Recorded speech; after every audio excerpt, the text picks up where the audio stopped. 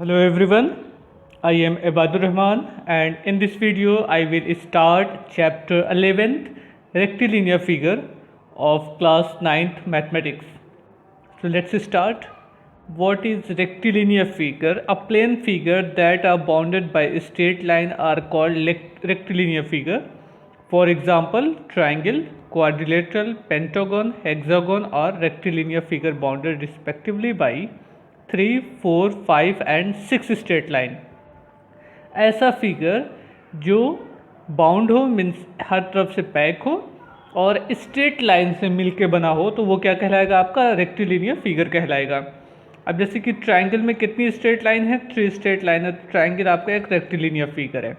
Pentagon में 5 side है, quadrilateral में 4 है, हेक्सागन में 6 है. In this chapter we will discuss about the quadrilateral. So what is quadrilateral? Here a quadrilateral is a plane bounded figure by 4 straight line. For example, quadrilateral ABCD bounded by AB, BC, CD, DA. These are straight line and joining the point A, B, C and D. Okay, diagonal AC and BD of a quadrilateral. Special case of quadrilateral. अब quadrilateral किस किस तरीके के होते हैं? Parallelogram means if opposite pair, parallelogram a quadrilateral which has 2 pair of opposite side और parallel means ऐसा quadrilateral जिसके अपोजिट साइड के जो पेयर होते हैं मीन्स ये साइड इसके पैरेलल हो एंड ये साइड आपकी इसकी पैरेलल हो. अभी हम लोग आगे पढ़ेंगे कि पैरेललोग्राम की अपोजिट साइड पैरेलल भी होती है एंड इक्वल भी होती है, बट अभी यहाँ पे सिर्फ डिफिनेशन पढ़ी जा रही है. A quadrilateral which has 2 pair of opposite sides parallel. Rectangle क्या होता है? रेक्टेंगल भी पैरेललोग्राम होता है, लेकिन इसमें एक कंडीशन और बढ़ जाती है कि रेक्टेंगल के हर angle, each angle is equal to 90 degree. Means सारे एंगल क्या होंगे? 90 डिग्री होंगे. रेक्टेंगल का डायगोनल सेम होता है. स्क्वायर क्या होता है? ये भी एक तरीके का पैरेललोग्राम होता है जिसके अपोजिट पेयर पैरेलल होते हैं, इक्वल होते हैं और डायगोनल इनका सेम होता है और हर एंगल इनका राइट एंगल होता है. रेक्टेंगल एंड स्क्वायर में क्या डिफरेंस है? रेक्टेंगल में सिर्फ अपोजिट साइड सेम होते हैं. ये साइड इसके सेम होगा, AD is equal to BC होगा, बट स्क्वायर में सारे साइड सेम होते हैं. ओके. रोम्बस में भी सारे साइड सेम होते हैं, बट रोम्बस के बारे में ये नहीं बताया जाता कि रोम्बस के एंगल कैसे हैं. रोम्बस के सारे एंगल सेम भी हो सकते हैं, 90 90 90 भी हो सकते हैं और अपोजिट एंगल सेम हो सकते हैं. 2 एंगल डिफरेंट हो सकते हैं means angle B and angle C different हो सकता है. Rhombus means such type of parallelogram whose all 4 sides are equal. Kite क्या होती है? काइट इस तरीके का क्वाड्रिलेटरल होता है जिसमें एडजेसेंट साइड जो होते हैं वो आपके इक्वल होते हैं. Trapezium only 1 pair of opposite sides are parallel. Isosceles trapezium means such type of trapezium whose non-parallel sides are equal means AD is equal to BC. ये साइड और ये साइड आपकी इक्वल हो तो ये क्या कहलाएगा? आइसोसेलेस ट्रेपेजियम कहलाएगा. आइसोसेलेस ट्रेपेजियम की एक प्रॉपर्टी और होती है कि जो एंगल होते हैं ये एडजेसेंट एंगल सेम लाइन पे बनने वाले angle A and angle B आपके सेम होंगे, ऐसे angle D and angle C same होंगे. Now start exercise 11A. Calculate the angle marked with small letter in the diagram given below. First shape rectangle. Here 18 degree. ये angle x find करना means जहाँ जहाँ पर letter लिखे हुए हैं आपके x, A, B, Y, X ऐसे इनकी वैल्यू फाइंड करनी है और नीचे शेप का नेम लिख दिया गया कि वो रेक्टेंगल है तो रेक्टेंगल की प्रॉपर्टी यूज़ होगी, रोम्बस है तो रोम्बस की प्रॉपर्टी यूज़ होगी, ट्रेपेजियम है तो ट्रेपेजियम की प्रॉपर्टी यूज़ होगी. इस तरीके के. So let's start. First question. Okay, it is your first question. In first question it is given that here 18 degree and ये x की वैल्यू फाइंड करनी है. यहाँ पे शेप कौन सा है? ये आपका रेक्टेंगल है. हम लोगों को ये मालूम है कि रेक्टेंगल के अपोजिट साइड इक्वल होती है एंड पैरेलल होती है.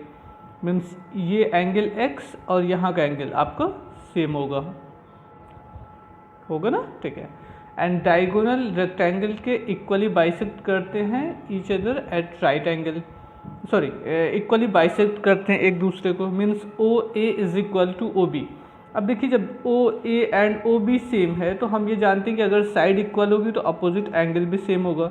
तो ये साइड आपकी इसके इक्वल हो गई। तो ये 18 डिग्री है तो ये भी 18 डिग्री होगा। क्लियर? अच्छा, अब जरा ऐसा देखिएगा, ये भी मालूम है आपको कि रेक्टेंगल के जो एंगल होते हैं वो 90 डिग्री होते हैं। मीन्स ये पूरा एंगल आपका 90 डिग्री है। Means 18 plus x is equal to 90 degree. So x की वैल्यू कितनी हो जाएगी? 90 माइनस 18 कर लेंगे तो 72 मालूम हो जाएगा। Let's see the solution of this question.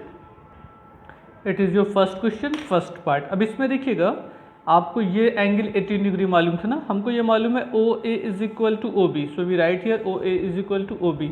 अब अगर ये 18 डिग्री है तो ये भी 18 होगा, क्योंकि just opposite angle of same side are equal. Means O A is equal to O B होने पर ये 18 है तो ये भी 18 होगा। इसको आप लिख सकते हैं angle O B A. Okay, O B A is equal to 18 degree. We know that each angle of rectangle is equal to 90 degree. Means ये कंप्लीट एंगल कितना है? 90 डिग्री है। Means 18 degree plus x is equal to 90। 18 plus x is equal to 90। Okay, यहाँ से 90 degree की अगर से value निकाल ली जाए तो कितना होगा? x is equal to 90 minus 18। So ये कितना हो गया? 32 degree, sorry 72 degree. So x is equal to 72 degree as a answer. Okay, now second part, it is the figure of question number 1, second part of question number 1। अब इसमें आपको value find करनी है angle A and angle B की value क्या होगी। और ये शेप कौन सा है? रेक्टेंगुलर शेप है ये भी। अगर से रेक्टेंगुलर शेप है तो ये साइड आपकी सेम हो जाएगी इसके ना, और ये साइड सेम हो जाएगी इसके। Diagonal equally bisect each other, तो ये साइड इसके इक्वल हो जाएगी। क्लियर? ओके। अब अगर एंगल ये ए है तो ये भी एंगल ए होगा। ऐसा क्यों? क्योंकि डायगोनल इक्वली डिवाइड करते, दोनों डायगोनल सेम होता है, तो इनका हाफ वैल्यू जो होगी वो भी सेम होगी। तो ये ए है तो ये भी ए होगा। A plus a is equal to 120 by exterior angle. So by property of exterior angle we can say that a plus a is equal to 120। Means 2a is equal to 120। तो a की value कितनी हो जाएगी? 60। अच्छा, अब a की value 60 हो गई। आपको मालूम था ये रेक्टेंगल है, तो a प्लस बी 90 डिग्री होगा। अगर a 60 है तो b की वैल्यू कितनी हो जाएगी? 30 degree. Let's see the solution of this question. Okay, see here, a plus a is equal to 120 degree by exterior angle property. Means a is equal to a plus a is equal to 2a. So we can say that 2a is equal to 120. So a is equal to 60 degree. Here we know that each angle of rectangle is 90 degree. Means a plus b is equal to 90 degree. So we write here. Okay. You can solve according to this. A plus b is equal to 90 degree. If a is equal to 60 degree, then b is equal to 30 degree. 90 minus 60 is equal to 30 degree. फिर अच्छा, एक method और था कि अगर हम ऐसे यहाँ पर b plus B is equal to 120 का यूज़ कर लिए होते तो हम b प्लस 120, तो वो आपको लेंदी लग जाता। तो ये मेथड आप छोड़ दीजिए, ये वाला लगा लीजिएगा एक्सटीरियर एंगल की प्रॉपर्टी लगा के, उसके बाद a plus B is equal to 90 degree कर लीजिए, आपको रिजल्ट मिल जाएगा। It is third part of question number 1। Given figure is a rhombus and here 140 degree angle, 140 degree, and ये कितना हो जाएगा? x दिया है, हमको x की वैल्यू फाइंड करनी है। अगर रोम्बस है तो सारी साइड सेम होंगी, ये साइड आपकी सेम हो जाएंगी। ये x है तो ये भी x होगा, because in this triangle this two sides are equal. 140, so here also 140। Okay, now find the value of x। x plus 140 is equal to 180, sum of all angle of a triangle. Find the value of x from here. Okay, given in fourth part, it is the shape of rhombus. We know that all sides of a rhombus are equal, so we can say PQ is equal to QR is equal to SR is equal to PS. ये सारी value same हो गई।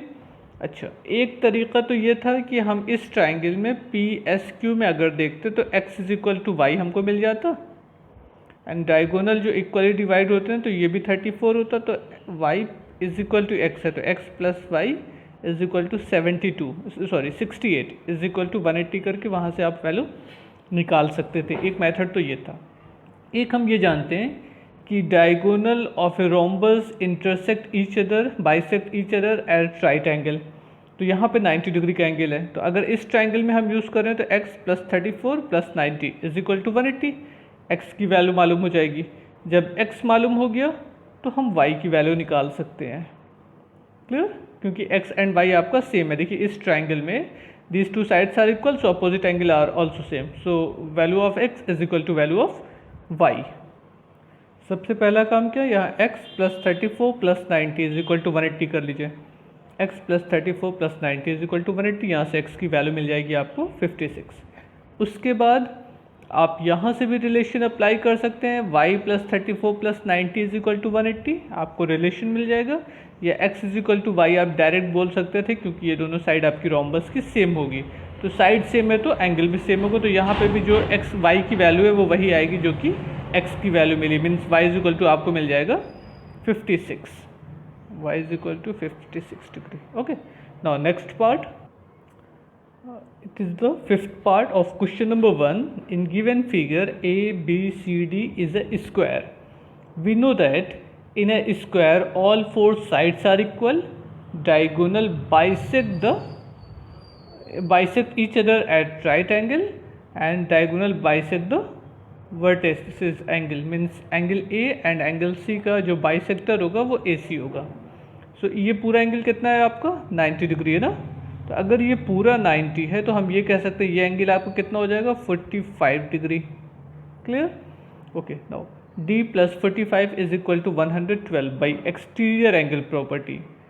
सो d plus 45 is equal to 112, वहाँ से d की value मालूम हो जाएगी 112 माइनस 45, 67 आपको रिजल्ट मिल जाएगा। Let's see the solution of this question.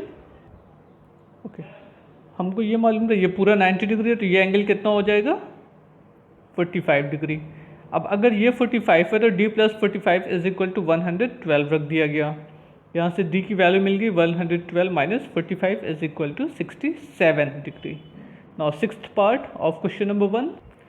In sixth part this given figure also a square C D E F is a square, every diagonal and N is any point C N E ये draw की गई है, angle X की value हमको find करना है।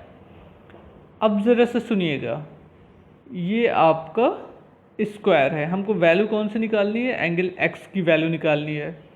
तो सबसे पहला काम एन एम डी की वैल्यू क्या हो जाएगी, ये एंगल कितना हो जाएगा 38 डिग्री, ये एंगल आपका हो जाएगा 38 डिग्री। अच्छा, ये कितना होगा, ये स्क्वायर था और हम ये जानते हैं कि स्क्वायर के डायगोनल जो होते हैं वो एंगल बाइसेक्टर होते हैं। तो अगर ये पूरा एंगल 90 डिग्री है तो ये एंगल कितना हो जाएगा 45 डिग्री। ओके, तो 45 plus 38, 45 plus 38 is equal to exterior angle means X. So x की वैल्यू कितनी हो जाएगी 38 plus 45 is equal to 83 degree. Let's see the solution of this question. Okay, x की वैल्यू क्या हो गई 38 प्लस 45, इन दोनों को ऐड कर लेंगे तो हमको 83 डिग्री एज ए आंसर मिल जाएगा। Now seventh part of this question, here it is the figure of seventh part, it is isosceles triangle, this mark indicate as a isosceles triangle. We know that isosceles triangle these two angle are equal and sum of opposite angle is equal to 180 degree. So angle A plus 75 is equal to 180 degree. So angle A is equal to 105 with the help of the isosceles triangle trapezium property. It is kite shape figure. These two sides are equal. ये इसके equal है, ये इसके equal है। हमको angle B and angle A के बारे में find करना है कितना होगा। ये आपका 74 डिग्री है। अब ज़रा से देखिए, अगर ये एंगल ए है, ये साइड और ये साइड इक्वल है, तो ये एंगल ए है तो ये भी कितना हो जाएगा आपका एंगल ए हो जाएगा।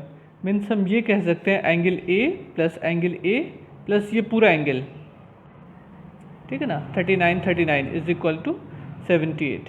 तो ये पूरा एंगल आपका कितना हो जाएगा 78 degree. So A plus 78 is equal to 180, A plus 78 is equal to 180। तो ए की वैल्यू कितनी हो गई 51 degree.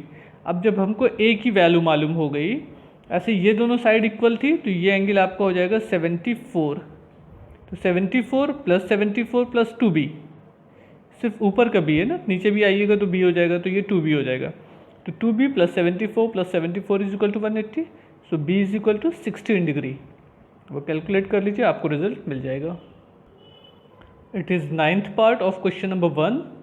It is an isosceles triangle, isosceles trapezium, these two line are parallel. So ये एंगल और ये एंगल आपका अल्टरनेट एंगल कहलाएगा।